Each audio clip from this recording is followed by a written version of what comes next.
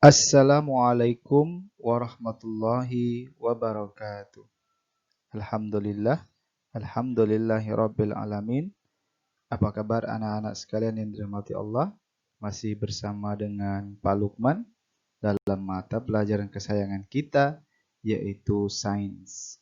Hari ini kita akan belajar di kelas 6 HSG Khairul Ummah. Baik, kita simak bersama-sama.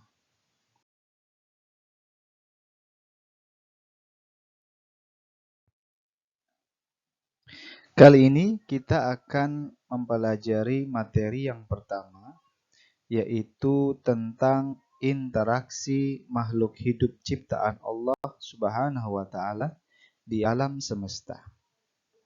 Sebagaimana kalian tahu bahwa makhluk hidup ciptaan Allah itu ada beberapa jenis. Yang pertama ada manusia, ada hewan, dan juga ada tumbuhan.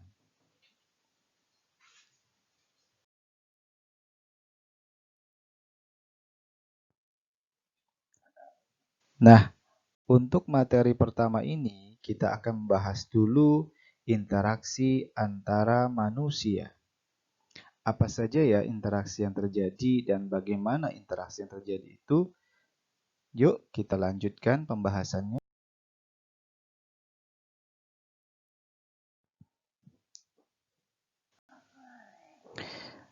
Siapa sih manusia itu? Manusia adalah makhluk ciptaan Allah Subhanahu wa Ta'ala yang hidupnya tidak bisa sendiri. Mereka saling membutuhkan satu sama lainnya. Kenapa ya manusia membutuhkan manusia lainnya?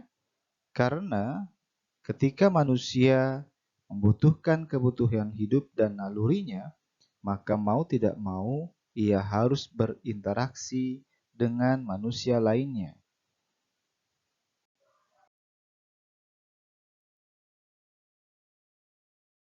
Mana lebih jelasnya? Baik, marilah kita lihat contoh berikut ini.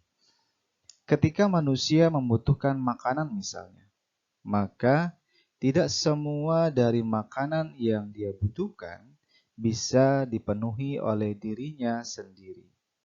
Sebagai contoh, kita lihat sepiring makanan berikut ini.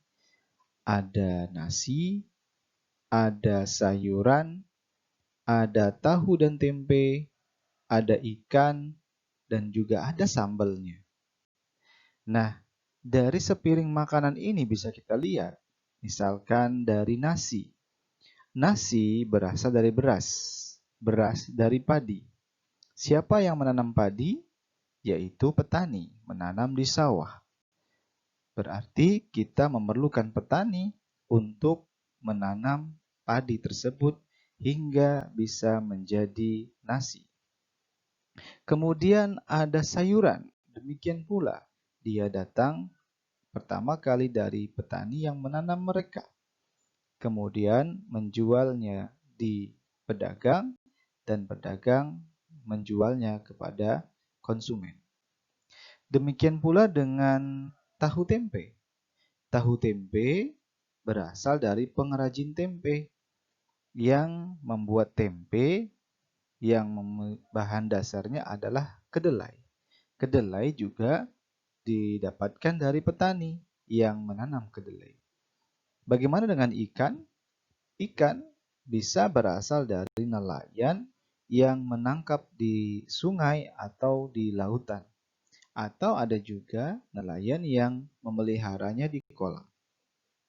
Demikian pula dengan sambal, ya. Kalau makan kurang sedap kalau tanpa sambal. Nah, sambal sendiri terdiri dari cabai dan bawang yang semuanya itu juga datang dari petani. Nah, dari sepiring makanan ini banyak sekali orang-orang ataupun pihak-pihak yang ikut terkait. Ada petani, ada pedagang, ada pengrajin, yang semuanya itu menjadikan adanya interaksi satu sama lain. Interaksi seperti gambar ini, ya kita lihat itu adalah transaksi atau interaksi jual beli Ada penjual yang menjual barang dagangannya, ada pembeli yang membeli kebutuhan-kebutuhannya.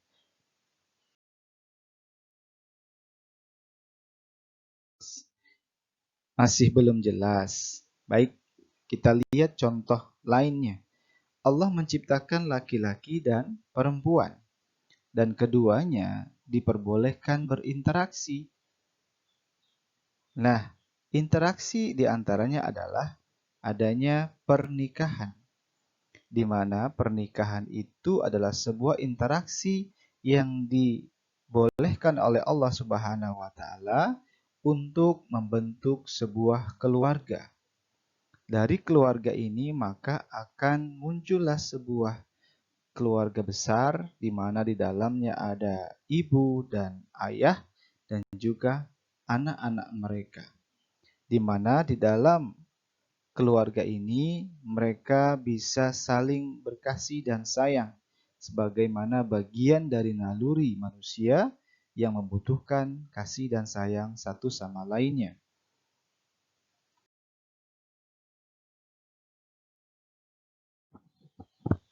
Nah, anak-anak sekalian yang dirahmati Allah, maka bila kita lihat setiap kegiatan manusia akan membuat sebuah interaksi di dalamnya. Bagaimana contohnya? Kita bisa lihat di gambar-gambar berikut ini. Seorang guru mengajar berarti dia membutuhkan murid. Kemudian dokter membutuhkan pasien untuk dia obati. Kemudian pedagang membutuhkan pembeli untuk membeli barang dagangannya. Kemudian pengusaha membutuhkan karyawan untuk melancarkan usahanya. Kemudian tukang cukur membutuhkan orang lain untuk dicukur rambutnya. Dan juga petani membutuhkan pedagang untuk membeli hasil panen tanamannya. Nah, dari semua ini bisa kita lihat ya, betapa bahwa setiap manusia itu membutuhkan orang lain dan akan terjadi interaksi di dalamnya.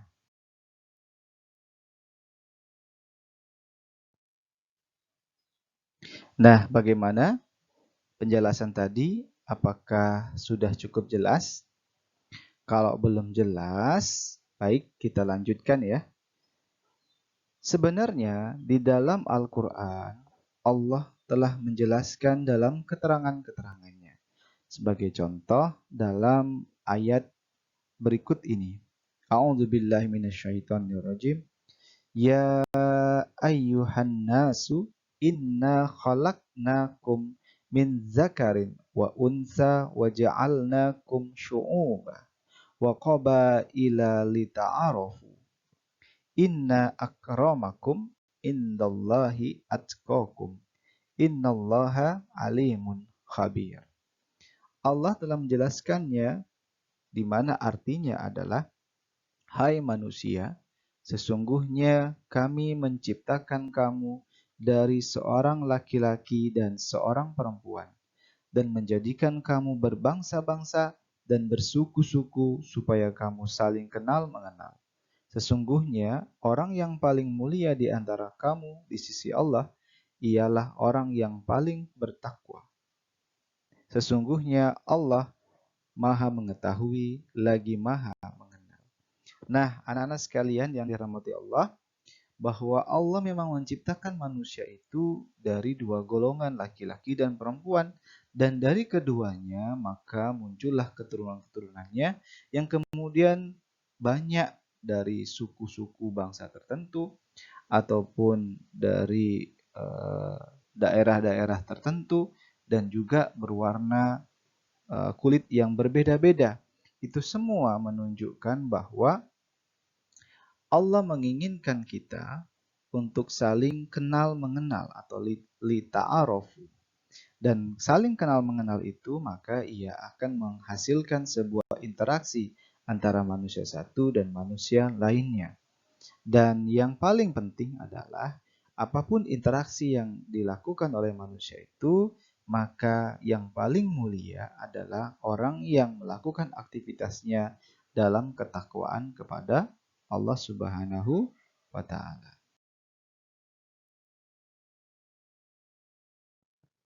Nah, agar membawa berkah dan membawa kebaikan, maka interaksi manusia tersebut sebagaimana tadi yang kita pahami, maka harus sesuai dengan kehendak Sang Pencipta manusia itu sendiri. Siapa dia? Yaitu Allah Subhanahu wa taala. Maka setiap interaksi apapun yang dilakukan, maka harus dalam ketaatan pada Allah, yaitu mengikuti perintah-perintah Allah dan menjauhi larangan-larangan Allah. Nah, anak-anak sekalian dirahmati Allah, demikianlah penjelasan tadi tentang interaksi antara manusia. Kesimpulannya, bahwa manusia tidak bisa hidup sendiri.